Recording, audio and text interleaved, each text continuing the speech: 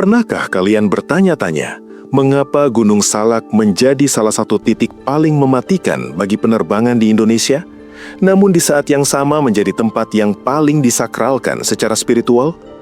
Banyak orang menyebutnya The Bermuda Triangle of Indonesia. Tapi bagi masyarakat Sunda, fenomena ini bukanlah sekedar anomali magnetik atau cuaca buruk. Di balik kabut tebal yang menyelimuti tebing-tebing curamnya, ada sebuah rahasia yang telah terkunci selama lebih dari 500 tahun. Ini bukan tentang seorang raja yang kalah perang, bukan pula tentang seorang pria yang melarikan diri. Ini tentang sebuah janji yang melampaui kematian. Kita bicara tentang Sri Baduga Maharaja, Sang Prabu Siliwangi, seorang penguasa yang memilih untuk menghilang daripada harus menumpahkan darah rakyatnya sendiri. Namun, benarkah beliau benar-benar pergi? Ataukah beliau hanya pindah dimensi, membangun kembali kerajaannya di frekuensi yang berbeda, tepat di jantung Gunung Salak? Buku sejarah mungkin mencatat tahun 1579 sebagai runtuhnya kerajaan Pajajaran. Tapi bagi mereka yang bisa melihat, Pajajaran tidak pernah runtuh. Ia hanya berpindah tempat. Dan malam ini, kita akan menembus batas antara mitos dan kenyataan, menelusuri jejak kaki sang harimau putih yang masih terdengar menggeram di sunyinya hutan Salak. Siapkan diri kalian, karena kisah ini akan mengubah cara pandang kalian terhadap gunung yang kalian lihat dari kejauhan itu. Sebelum kita memulai perjalanan mistis ini, pastikan kalian sudah menekan tombol subscribe dan aktifkan lonceng notifikasi. Karena di setiap babnya, kita akan membongkar satu persatu tabir gaib Gunung Salak. Dan di kolom komentar, ceritakan kepada saya, apakah kalian pernah merasakan kehadiran saat melintasi kaki gunung ini? Mari kita mulai dari masa di mana tanah Pasundan masih bersinar bagai emas.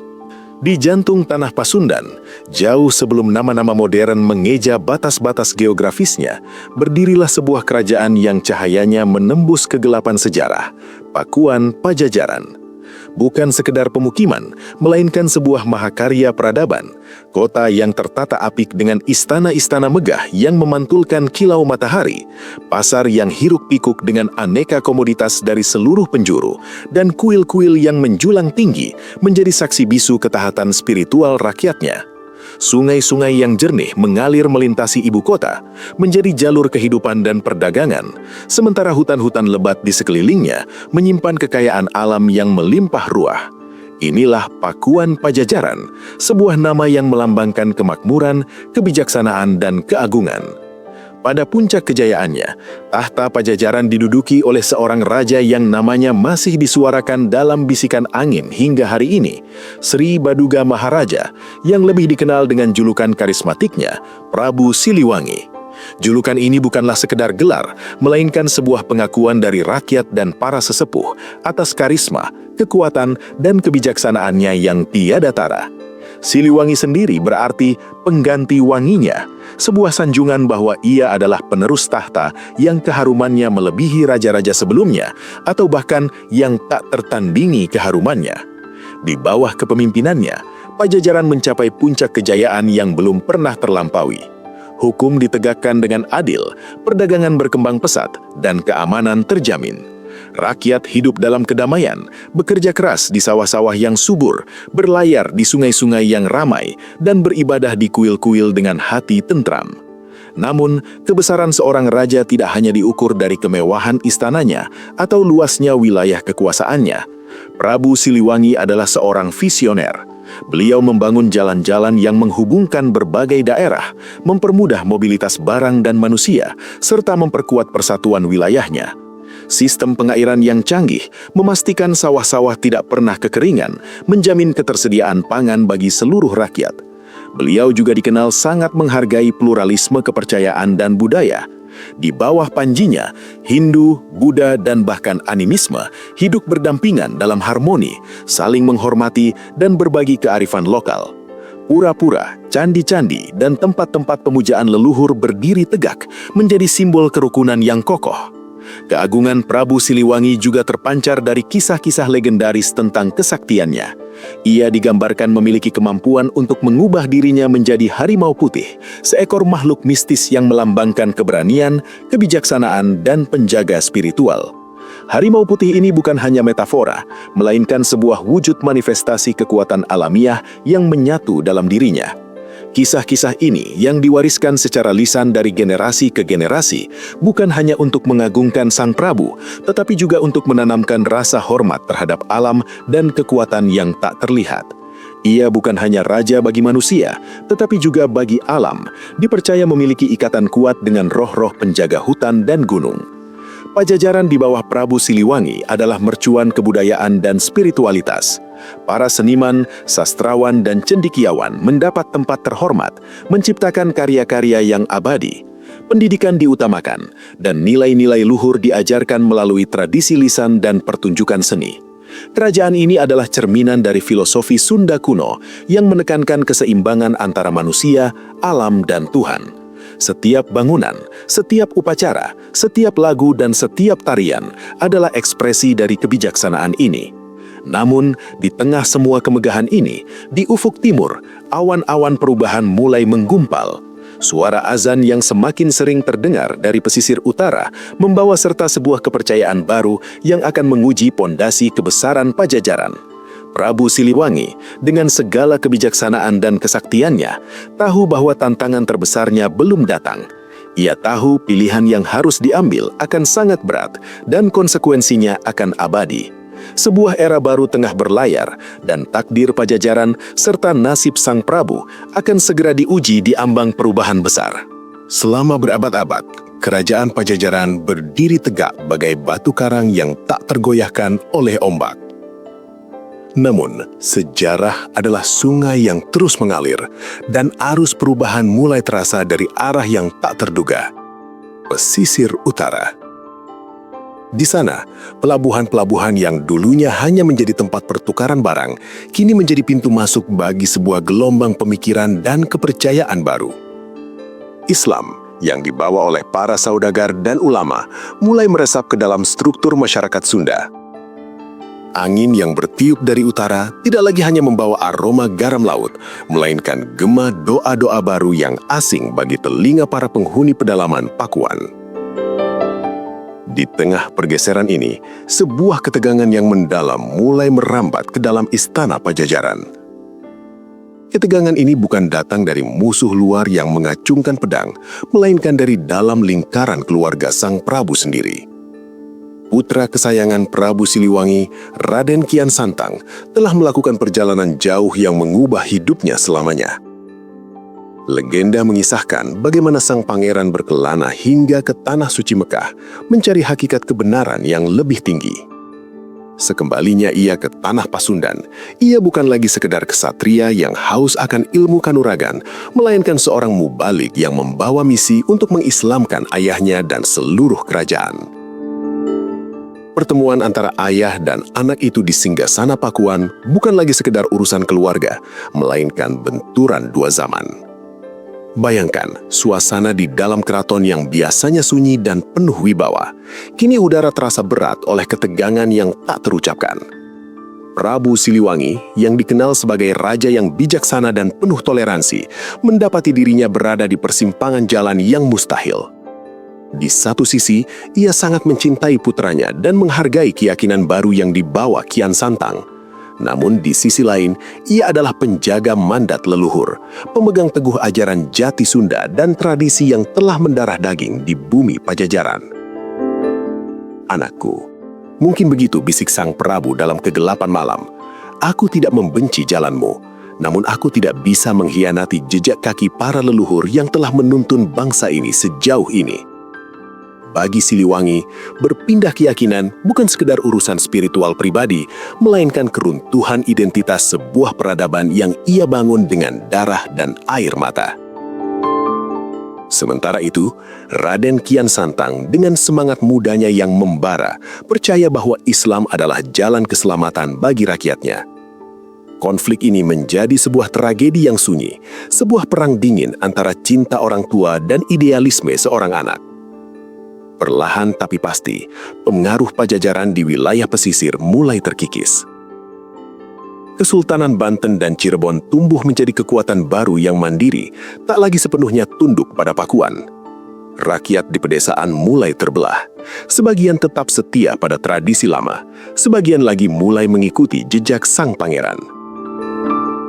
Prabu Siliwangi melihat kerajaannya mulai retak, bukan karena serangan militer yang brutal, melainkan karena pergeseran hati rakyatnya.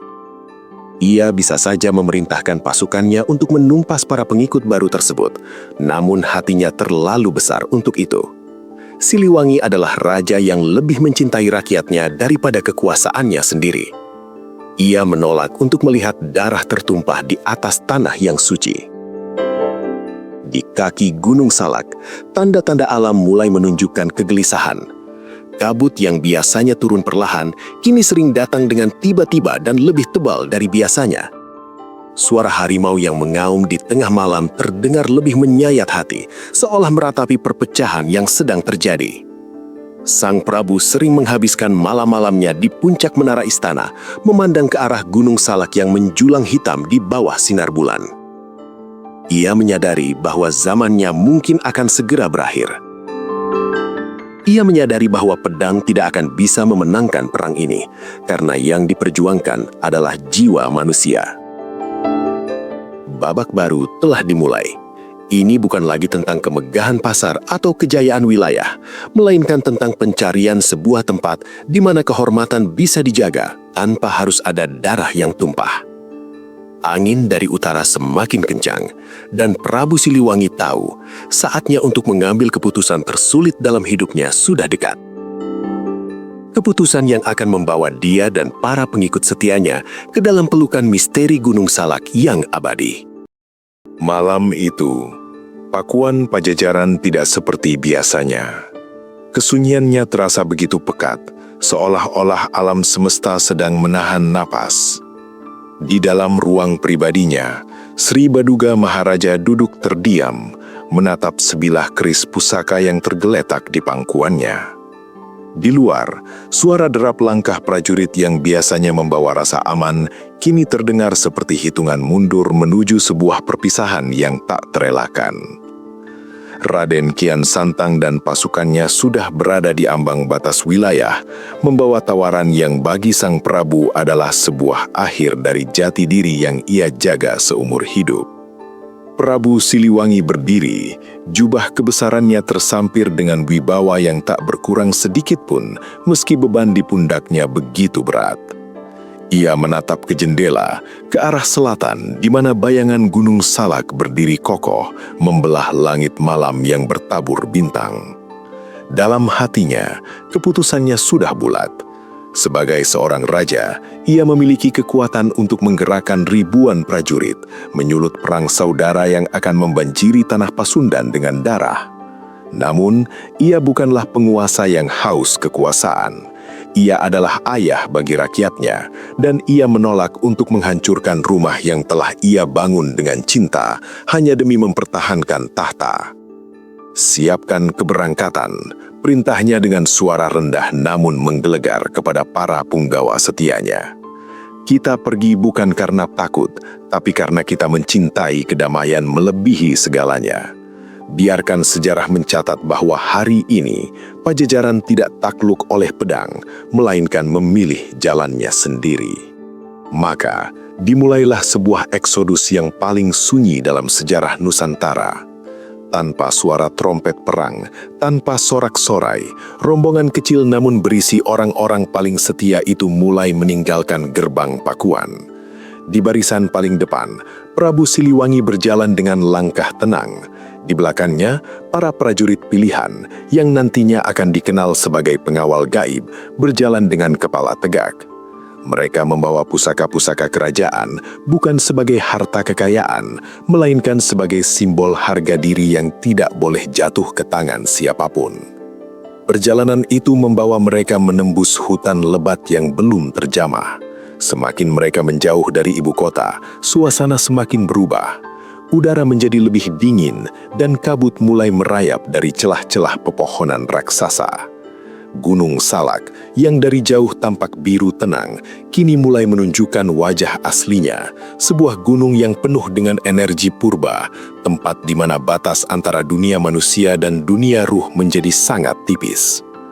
Dalam perjalanan ini, Prabu Siliwangi memberikan wejangan terakhirnya kepada mereka yang memilih untuk tinggal atau yang tidak sanggup melanjutkan perjalanan. Wejangan ini kemudian dikenal sebagai Uga Pajajaran. Ia berkata, "Silakan kalian memilih jalan masing-masing. Bagi yang ingin mengikuti jejak baru, silakan. Bagi yang ingin tetap setia padaku, ikutlah ke arah selatan. Namun ketahuilah, setelah hari ini, kalian tidak akan lagi melihatku sebagai raja yang duduk di singgasana emas, melainkan sebagai embun di pucuk daun, sebagai angin yang berbisik di hutan, dan sebagai harimau yang menjaga kesunyian." Langkah kaki mereka semakin dalam memasuki jantung rimba di kaki Gunung Salak. Tanah yang mereka pijak terasa bergetar, seolah gunung itu sendiri sedang menyambut kepulangan putra terbaiknya. Tidak ada ratapan dalam perjalanan ini, yang ada hanyalah keteguhan hati.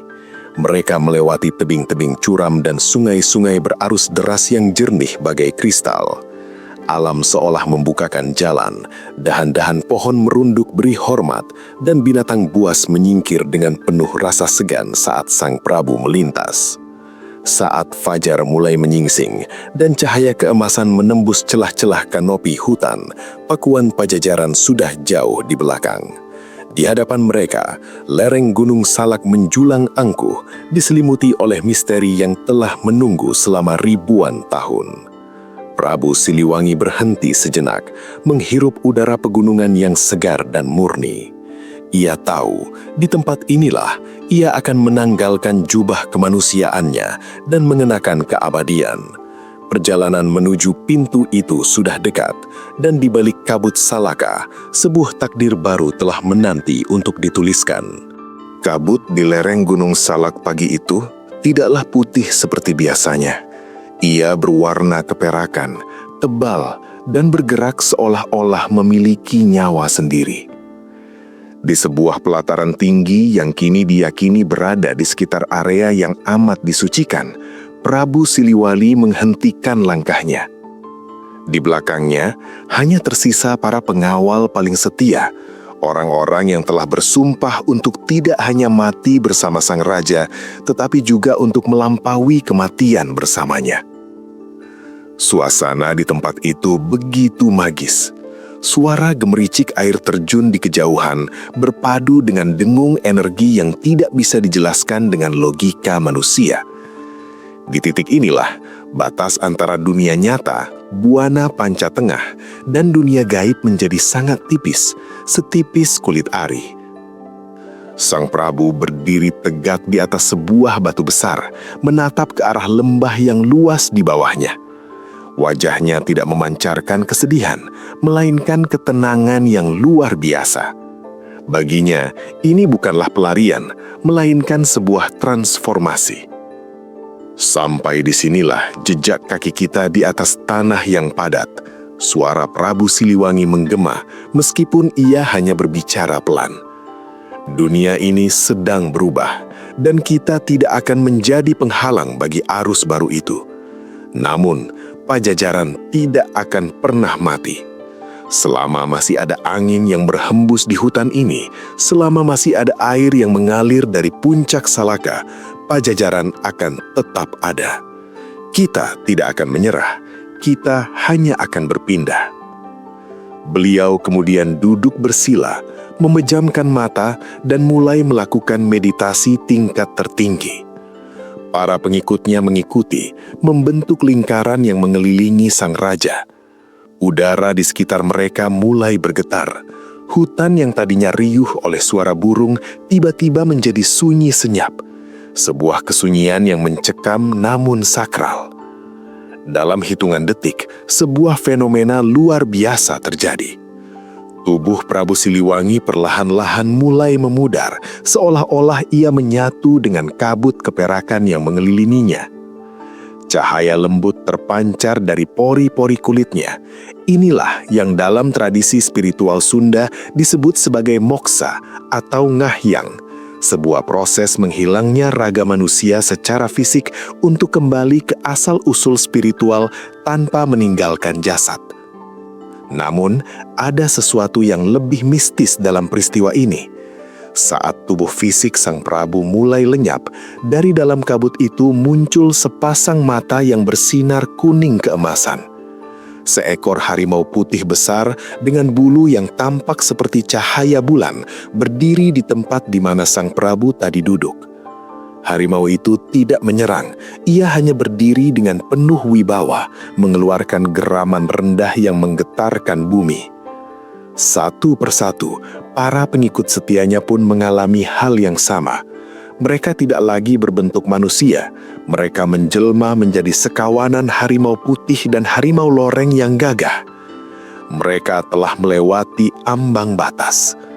Bagi mata manusia biasa yang mungkin melihat dari kejauhan, rombongan itu seolah-olah ditelan oleh bumi atau hilang di balik dinding kabut. Namun secara spiritual, mereka baru saja mendirikan sebuah kerajaan gaib. Sejak saat itu, Pajajaran tidak lagi memiliki koordinat di peta dunia manusia, melainkan di peta dimensi lain yang tetap berpusat di Gulung Salak. Peristiwa Moksa ini menjadi titik balik paling misterius dalam sejarah Nusantara. Tidak ada makam bagi Prabu Siliwangi karena memang tidak ada jasad yang ditinggalkan. Yang tersisa hanyalah jejak kaki di atas batu dan sebuah janji bahwa ia akan tetap mengawasi anak cucunya. Malam itu, saat rembulan mencapai puncaknya di atas Gunung Salak, penduduk di kaki gunung mendengar auman harimau yang sangat keras, namun terdengar seperti nyanyian kemenangan. Sang raja telah pulang ke rumah yang abadi.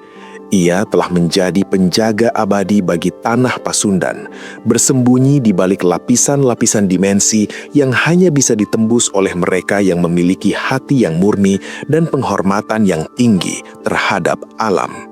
Sejak peristiwa Moksa yang legendaris itu, atmosfer Gunung Salak tidak pernah lagi sama. Bagi mata awam, pegunungan ini mungkin hanya hamparan hutan hujan tropis yang lebat dengan tebing-tebing yang curam. Namun, bagi mereka yang dianugerahi penglihatan, Gunung Salak adalah sebuah benteng megah yang dijaga oleh ribuan prajurit tak kasat mata. Disinilah letak inti dari legenda yang paling ditakuti sekaligus dihormati. Lahirnya Maung Bodas, sang harimau putih peninggalan Pajajaran. Mengapa harimau? Dalam filosofi Sunda kuno, harimau atau maung bukan sekadar binatang buas. Ia adalah simbol kekuasaan yang tenang, keberanian yang terukur, dan perlindungan terhadap alam. Ketika Prabu Siliwangi memilih untuk ngahyang, ia dipercaya tidak benar-benar meninggalkan rakyatnya dalam keadaan yatim.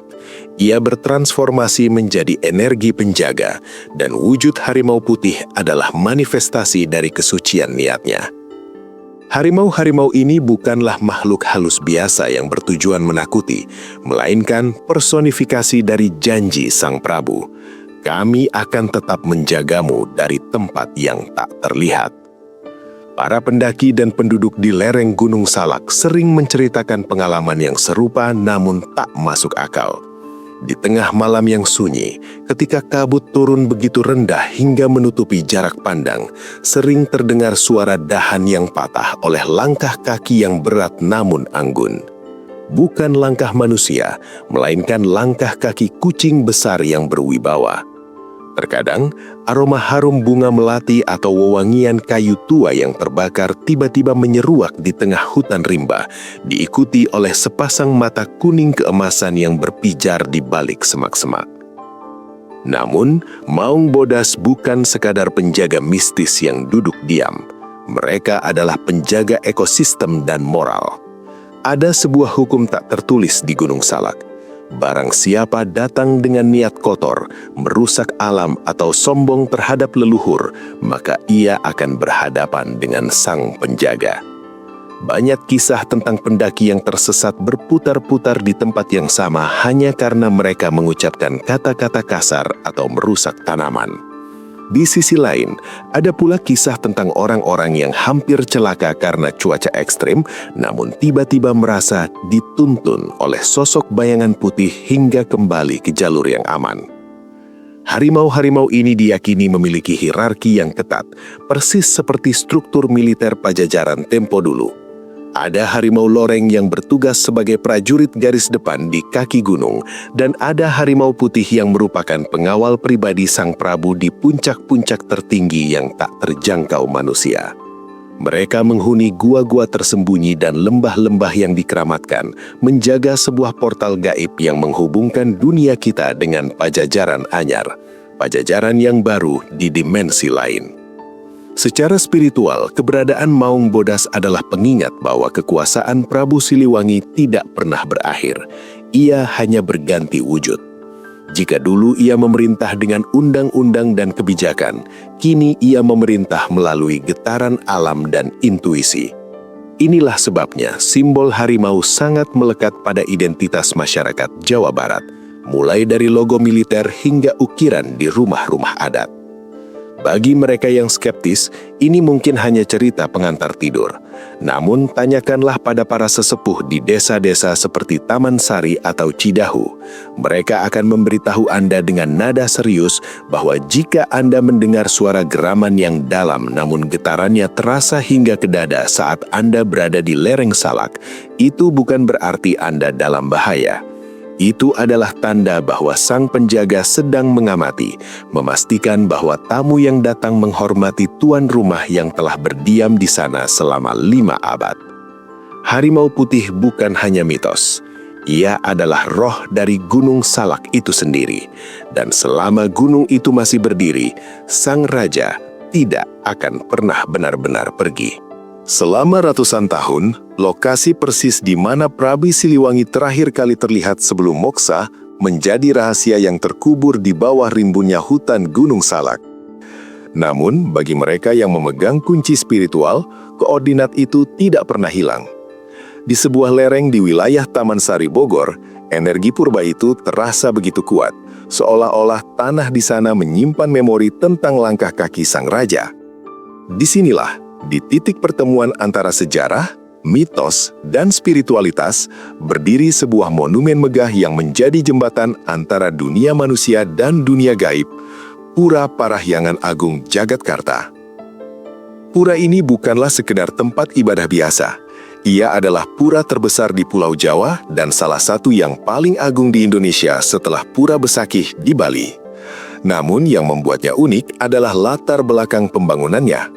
Pura Jagatkarta dibangun bukan hanya sebagai tempat pemujaan bagi umat Hindu, melainkan sebagai bentuk penghormatan tertinggi kepada Sri Baduga Maharaja Prabu Siliwangi. Konon, lokasi pembangunan pura ini dipilih berdasarkan wangsit dan petunjuk spiritual yang menyatakan bahwa di sanalah titik pusat keraton Pajajaran berdiri di masa lalu, tempat di mana Sang Prabu melakukan meditasi terakhirnya sebelum menghilang ke alam moksa. Saat Anda melangkah masuk ke kompleks pura ini, atmosfer udara seakan berubah seketika. Hawa pegunungan yang sejuk bercampur dengan aroma dupa yang terbakar, menciptakan kesunyian yang amat dalam. Di latar belakang, puncak Gunung Salak seringkali tertutup kabut tebal, seolah-olah sang gunung sendiri sedang melindungi rahasia di baliknya. Di dalam kompleks ini, terdapat sebuah area yang sangat disucikan, yang dikenal sebagai candi atau pelataran khusus untuk menghormati Prabu Siliwangi. Di tempat ini, berdiri patung harimau hitam dan putih yang gagah, melambangkan dua sisi kekuatan alam yang dijinakan oleh kebijaksanaan sang raja. Masyarakat sekitar dan para peziarah percaya bahwa Pura Jagatkarta adalah pintu gerbang fisik menuju kerajaan gaib Pajajaran. Banyak yang bersaksi bahwa saat melakukan doa atau meditasi di sini pada malam-malam tertentu, mereka tidak hanya melihat bayangan harimau putih, tetapi juga merasakan kehadiran ribuan prajurit yang sedang berjaga dalam kesunyian. Seolah-olah meskipun secara fisik bangunan Istana Pajajaran telah rata dengan tanah dimakan usia, secara metafisika, istana itu masih berdiri kokoh dalam dimensi yang berbeda, tepat di atas lahan pura tersebut. Keberadaan Pura Jagatkarta juga menegaskan satu hal penting. Prabu Siliwangi adalah milik semua orang. Meskipun beliau adalah raja dari tradisi Sunda kuno, penghormatan terhadapnya melintasi batas-batas agama dan suku. Di pura ini, nilai-nilai silih asah, silih asih, dan silih asuh atau saling mengasah, saling mengasihi, dan saling mengasuh yang diajarkan Sang Prabu terasa hidup kembali. Tempat ini menjadi titik kumpul bagi mereka yang mencari jati diri, mereka yang ingin terhubung kembali dengan leluhur, atau sekedar mereka yang ingin merasakan kedamaian di bawah naungan semangat Siliwangi. Namun keindahan dan ketenangan Jagatkarta hanyalah satu sisi dari keping mata uang Gunung Salak. Di balik kemegahan pura ini, hutan-hutan gelap di atasnya masih menyimpan sisi lain yang jauh lebih misterius dan berbahaya. Gunung Salak tidak hanya menawarkan kedamaian spiritual, tetapi juga ujian bagi mereka yang berani melanggar batas. Mengapa gunung ini begitu sering memakan korban? Mengapa teknologi modern seringkali lumpuh saat berhadapan dengan tebing-tebingnya? Rahasia itu tidak terletak pada batu atau pohon, melainkan pada penghuni yang masih merasa terusik jika wilayahnya tidak dihormati. Pura Jagatkarta hanyalah teras dari sebuah rumah yang sangat luas dan tak terlihat. Untuk memahami apa yang terjadi jauh di dalam sana, kita harus berani menatap langsung ke dalam kabut yang menyelimuti kawah maut Gunung Salak. Jika bab-bab sebelumnya membawa kita pada kebijaksanaan dan keagungan spiritual, maka bab ini akan membawa kita pada sisi Gunung Salak yang paling kelam, dingin, dan mematikan. Ada alasan mengapa para pilot senior selalu menarik napas panjang saat harus melintasi koordinat Gunung Salak. Di balik keindahan puncaknya yang hijau, gunung ini menyimpan reputasi sebagai segitiga Bermuda versi Indonesia. Sebuah wilayah di mana hukum fisika seolah tunduk pada kehendak lain, dan di mana teknologi tercanggih sekalipun bisa menjadi buta dalam sekejap. Dalam catatan sejarah penerbangan modern, Gunung Salak telah menelan puluhan nyawa dalam berbagai kecelakaan pesawat. Yang paling membekas dalam ingatan kolektif adalah tragedi Sukhoi Superjet 100 pada tahun 2012. Sebuah pesawat modern yang dilengkapi dengan sistem navigasi mutakhir diterbangkan oleh pilot berpengalaman, namun secara misterius menabrak dinding tebing vertikal yang dikenal sebagai Puncak Manik. Mengapa sistem peringatan dini tidak berbunyi?